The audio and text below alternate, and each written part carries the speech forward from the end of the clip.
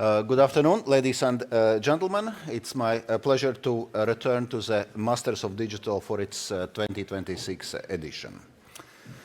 Digital innovation is reshaping every aspect of our economies, societies, and daily lives.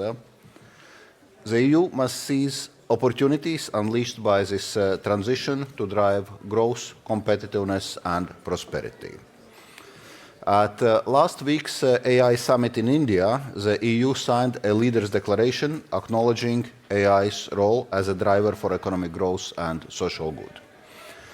Our AI Continent Action Plan sets out how Europe can make the most of this strategic technology of the 21st century by investing in large-scale computing infrastructure, improving access to data, accelerating AI adoption in strategic sectors, also strengthening AI skills and talent. At the same time, we are simplifying our rules to embrace the digital age. Last November's Digital Omnibus was a first step in our simplification efforts in the digital domain. It would result with at least €1 billion in annual savings for our businesses, public administrations, and citizens by making our rules more practical and consistent. But as it was already mentioned today, I would like to focus on another important project whose time has come, the digital euro. More and more Europeans are choosing to pay digitally. The share of cash payments in the euro area between 2019 and 2024 dropped from 72% to 52% at point of sale. And I can imagine that many in this audience are also not even carrying cash anymore. Yet we lack a genuine European digital means of payment to fill the space left behind the decline in the use of cash. So our currency must also adapt to keep up. Of course, we are not seeking to replace cash. Euro coins and banknotes are not going anywhere. In fact, we are going to protect and preserve their role. Our single currency package will ensure that individuals and businesses can continue to access and pay with euro banknotes and coins across the euro area. But we do need a system complementing physical cash with a digital equivalent. We must ensure that public money satisfies the evolving needs of Europeans. But this is not just about the convenience of European consumers. The digital euro guarantees central bank money remains available and usable in today's digital world. It reinforces the euro's role as a trusted anchor of our monetary system.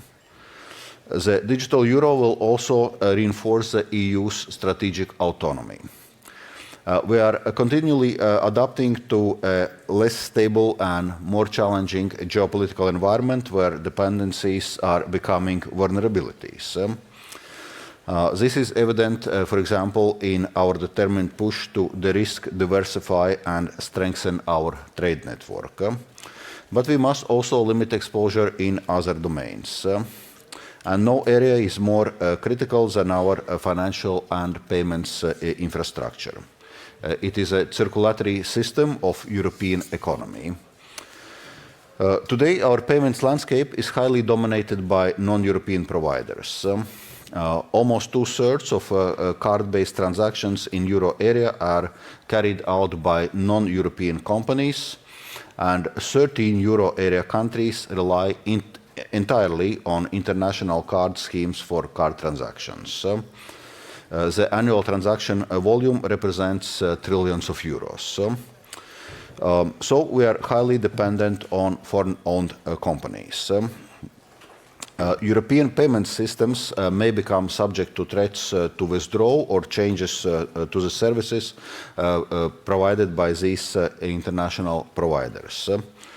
This imposes real constraints on our capacity to defend our interests and values. The EU must act to ensure its citizens and businesses have access to the resilient payment infrastructure.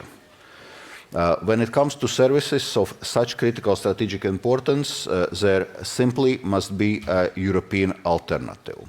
And digital euro is part of the solution.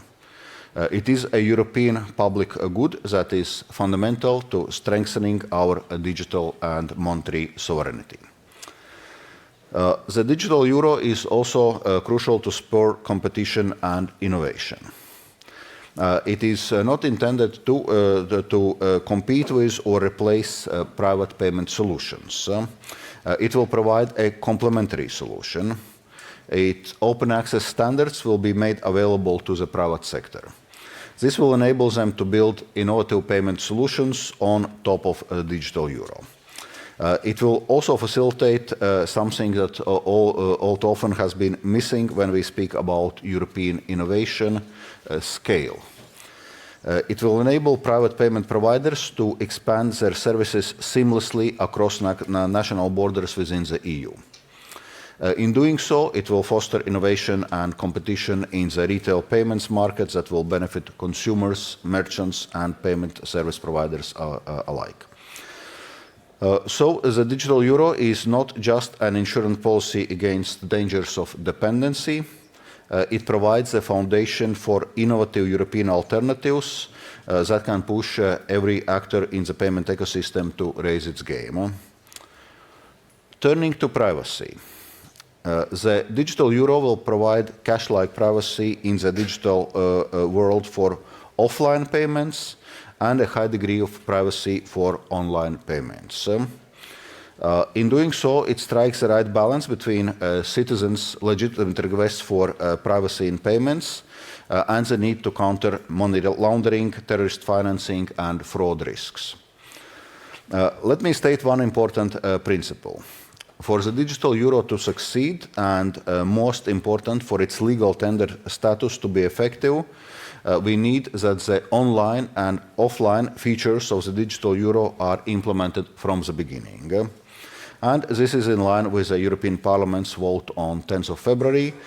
Payment service providers, merchants, and consumers need clarity and predictability to plan for the issuance of a digital euro.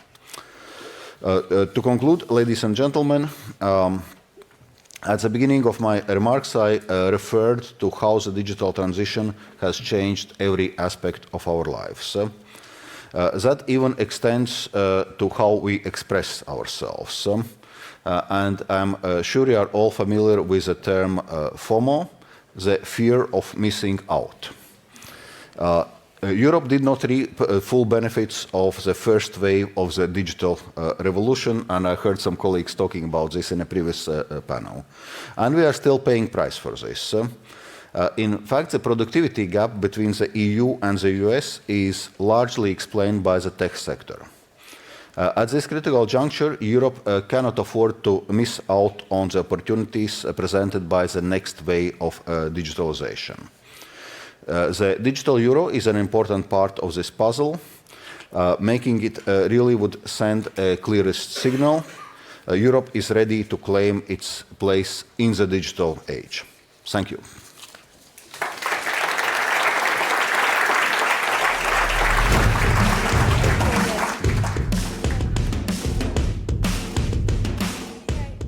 So don't go right yet. So you promised me to ask one question, good. Right? So you framed our challenge as a productivity challenge, being behind, and we didn't get that. What type of, structural reforms do you think that we really need? Can you mention one or two of the structural reforms to really bring us up to speed? Yes. It works also yes, this way. Exactly. Very good. Well, yes. There I would say the competitiveness compass is what is guiding our work. Because this was one of the first initiatives of this mandate of the European Commission when we set the two overarching political priorities. One was competitiveness of European economy and another was security and defense. When we are looking at the competitiveness compass, we are assessing, so what are the factors driving the competitiveness and productivity of European economy, and how do we best address them? And actually, it's manifold issues. On one hand, we just need to invest more in research and innovation, because in terms relative to the size of our economy, we are just investing less than other major economies. It concerns specific challenges in the EU, like relatively high energy prices. It's about equipping the labor with the right skills for a green and digital economy. It's about removing the barriers within the EU single market, and that's what provides a scale. And one of the initiatives we are currently working in this regard is so-called 28th regime, allowing companies then to operate across the EU. It also obviously concerns simplification and reduction of administrative burden, where we also set concrete targets, reduction of administrative burden by 25% for all companies and by 35% for SMEs. And we have started this work, as I was mentioning, also in digital realm. So as you see, there's not one single bullet. There's a whole lot of issues we need to address and to have this holistic approach. Thank you so much. Thank you so much for coming and joining us again this year. Thank you. Thank you.